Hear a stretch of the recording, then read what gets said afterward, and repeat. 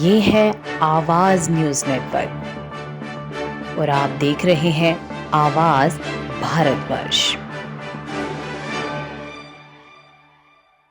नमस्कार, मैं हूं मुकेश और आवाज भारतवर्ष के इस विशेष कार्यक्रम में आपका स्वागत। आज बात हिमाचल प्रदेश भाजपा से जुड़े एक ऐसे राजनेता की जिसकी प्रसिद्धि, जिसकी ख्याति, जिसके नाम का चर्चा सिर्फ हिमाचल प्रदेश में ही नहीं बल्कि पूरे देश में है। देश में क्या कहिए, विदेश में भी। युवा है, सक्षम है, प्रभावशाली है और जब वो बोलता है तो लोगों की कतारें उसके सुनने में लग जाती हैं।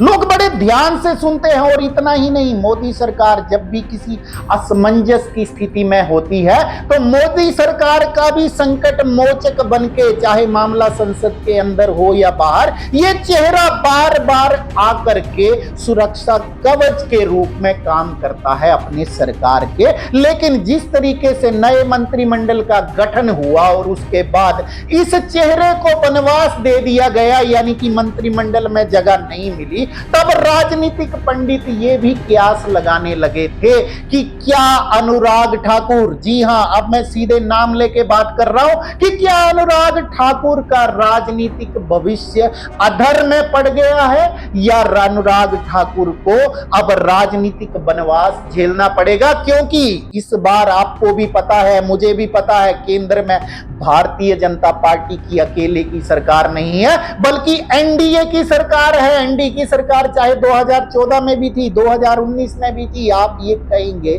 लेकिन जिस तरीके से पूर्ण बहुमत में, अकेले बहुमत में भाजपा की सरकार थी, तो वो चाहे एनडीए की सरकार आप उसको मान के चलिए, लेकिन फिर भी भारतीय जनता पार्टी के ही चेहरों को उसमें प्रमुखता से लिया जाता था।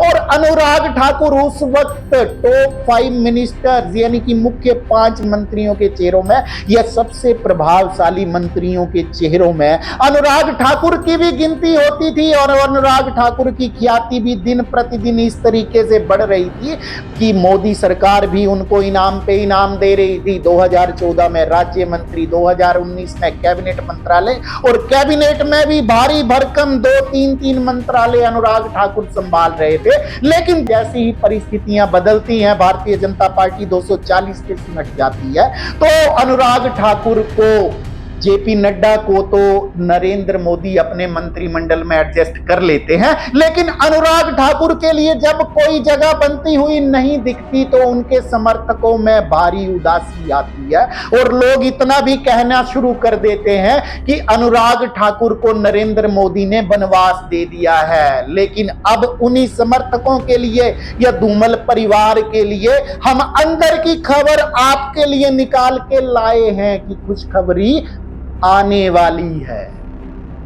और ये खुशखबरी किस तरीके से आ रही है और क्यों आ रही है, उसके बारे में आपको खुलासा करूं, उसके बारे में बताऊं। लेकिन उससे पहले मैं आपको जो बताने जा रहा हूं किस कारण आ रही है, उस कारण के ऊपर आप थोड़ी सी नजर डालेंगे तो पाएंगे वाकई हम आपको अंदर की खबर बताते हैं। दरअसल इस बार दिल्ली के विधानसभा चुनाव में जो 27 साल का सूखा समाप्त हुआ है भारतीय जनता पार्टी का, और भारतीय जनता पार्टी की सरकार दिल्ली में बनी है, तो इस सरकार को लाने के लिए अनुराग ठाकुर की भी मुख्य भूमिका है। और इसीलिए यह माना जा रहा है कि नरेंद्र मोदी अब उनको इनाम देने जा रहे हैं। नरेंद्र मोदी बहुत जल्द ही अनुराग ठाकुर को लिए एक ऐसी घोषणा करने जा रहे हैं जिससे फिर से एक बार पूरे देश में और हिमाचल प्रदेश में अनुराग ठाकुर के समर्थकों के अंदर एक नया जोश, एक नया उन्माद आएगा, एक नई लहर आएगी, खुशी की लहर दौड़ जाएगी। और जो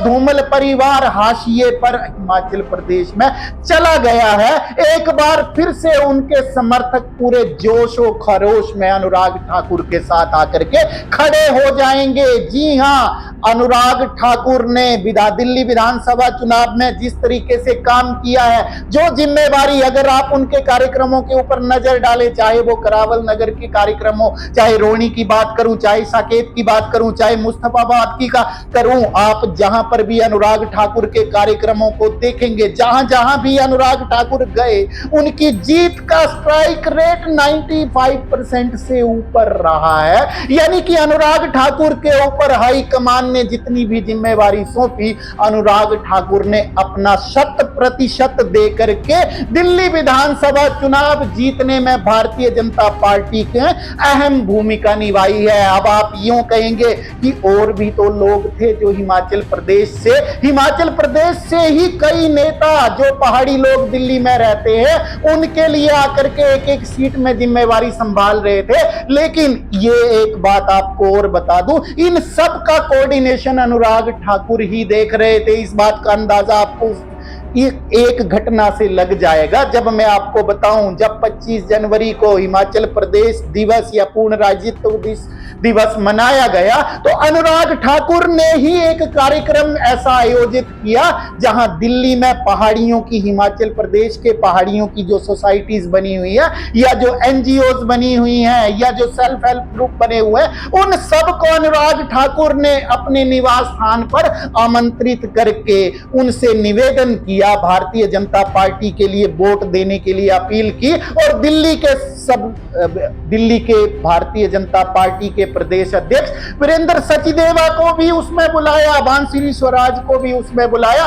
और दिल्ली भाजपा के बड़े बड़े लीडर्स के साथ भाजपा के राष्ट्रीय अध्यक्ष और हिमाचल प्रदेश भारतीय जनता पार्टी के शान जगत प्रकाश नड्डा उसमें मुख्य अतिथि के रूप में आए। तो यहां पर जो संयोग देखने को मिला, भारतीय जनता पार्टी के लिए भी एक स्पष्ट सकारात्मक संदेश गया। जहां हिमाचल प्रदेश में धूमल ग्रुप और नड्डा ग्रुप को गुटों में गिना जाता है, वहीं पर अनुराग ठाकुर ने यह स्थापित करने का पूरा प्रयास किया कि यहां कोई गुटबाजी नहीं है, कोई गुटबंदी नहीं है। नड्डा साहब वरिष्ठ हैं और नड्डा जी के ही सानिध्य में, नड्डा जी के दिशा निर्देश में अनुराग ठाकुर आगे बढ़ेंगे, ये स्पष्ट तौर पर उस कार्यक्रम में भी दिखाया गया। लेकिन उसके ऊपर बाद में बात करेंगे। आज का हमारा मुद्दा है कि अनुराग ठाकुर ने जिस तरीके से दिल्ली विधानसभा चुनाव में अपनी जिम्मेवारी निभाई, तो अब यकीन मानिए हिमाचल प्रदेश के उन समर्थकों को एक बड़ी खुशखबरी मिलने जा रही है, जो मायूस हो गए थे, जिनको लगता था कि अनुराग ठाकुर केंद्र में भले ही बड़ा नाम हो जाए, लेकिन हिमाचल प्रदेश में उनकी मौजूदगी शून्य के बराबर ही रहेगी। और इस बात का अंदाजा मैंने आपको उस वक्त भी ये बताया था कि पिछली जयराम सरकार में धूमल गुट को जिस तरीके से दरकिनार किया गया कि अगर धूमल साहब के कहने पे अगर कोई काम होना भी होता था, अगर धूमल साहब ने उसकी सिफारिश कर दी, तो वो काम वहीं रुक जाता था। यानी कि अनुराग ठाकुर और धूमल परिवार बिल्कुल हाशिए पर चले गए थे। उसका सीधा प्रभाव यह हुआ कि धूमल परिवार के साथ संबंध रखने वाले नेता सब नेपथ्य में चले गए और सब ये इंतजार कर रहे थे कि कब जेपी नड्डा हटेंगे तो शायद उम्मीद की जा सकती है कि अनुराग ठाकुर आएंगे। और अब वो घड़ी, या यूं कहिए कि अनुराग ठाकुर और धूमल गुट के लोगों के लिए वो शुभ घड़ी शीघ्र ही आने वाली है। जिस तरीके से अनुराग ठाकुर ने दिल्ली विधानसभा चुनाव में जिम्मेवारी निभाई है और परफॉर्म करके बिताया है, उससे ये उम्मीद जताई जा रही है। अब आज भारतवर्ष के सूत्र बता रहे हैं, उन सूत्रों का साफ तौर पर यह कहना है कि अनुराग ठाकुर को बहुत शीघ्र ही एक बड़ी जिम्मेवारी मोदी सरकार में मिलने जा रही है। और अगर मोदी सरकार में वो जिम्मेवारी नहीं मिलती है तो संगठन में एक बहुत बड़े पद पर अनुराग ठाकुर आसीन होने वाले हैं। और 2027 के विधानसभा चुनाव में, हिमाचल प्रदेश में 2027 में जो विधानसभा चुनाव आने वाले हैं, उसमें अनुराग ठाकुर की भी एक मुख्य भूमिका होगी। यानी कि नरेंद्र मोदी अपने किसी भी सिपे सालार को कभी समाप्त नहीं होने देते हैं, ये हम आपको पहले भी बता चुके हैं। तो यकीन मानिए धूमल समर्थकों के लिए बड़ी खुशखबरी शीघ्र ही आने वाली है। अब वो कितनी शीघ्र आती है ये तो आने वाला वक्त ही बताएगा। लेकिन अब आज भारतवर्ष वर्ष के सूत्र बता रहे हैं कि नरेंद्र मोदी बहुत प्रसन्न हैं, बहुत खुश हैं अनुराग ठाकुर की इस परफॉर्मेंस से। जिस तरीके से अनुराग ठाकुर ने दिल्ली विधानसभा चुनाव में अपना करिश्मा दिखाया है, उसके बाद यह तय माना जा रहा है कि अनुराग ठाकुर को उनकी इस सेवा का इनाम पार्टी देने जा रही है। अब क्या होगा वक्त ही बताएगा, हमारी नजर उसमें बनी रहेगी। लेकिन आज के कार्यक्रम में इतना ही।